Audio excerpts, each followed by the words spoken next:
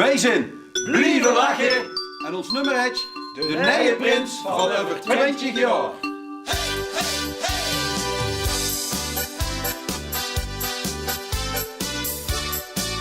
Degene die van ons 2 gratis kaartjes kreeg om naar het PNM Festival te gaan, dat zijn Wim en Roos Pijnenburg.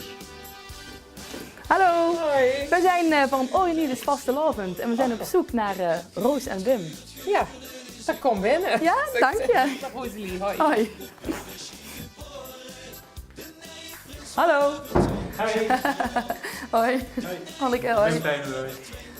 Ja, wij zijn hier voor All You Need Is Vastelavond. Oké.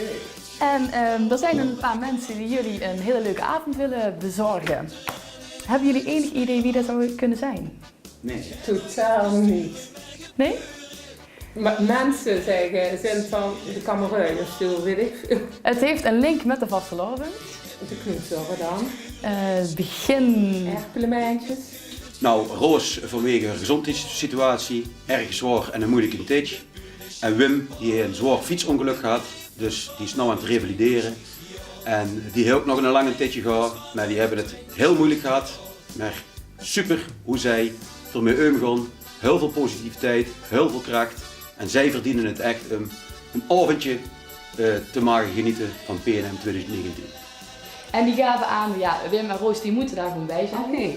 Oké. Die gaven ook aan van, nou, het een en ander meegemaakt en ze verdienen het echt om in het zonnetje gezet te worden. En ze willen jullie graag 2 kaartjes aanbieden. Oh, nou, leuk.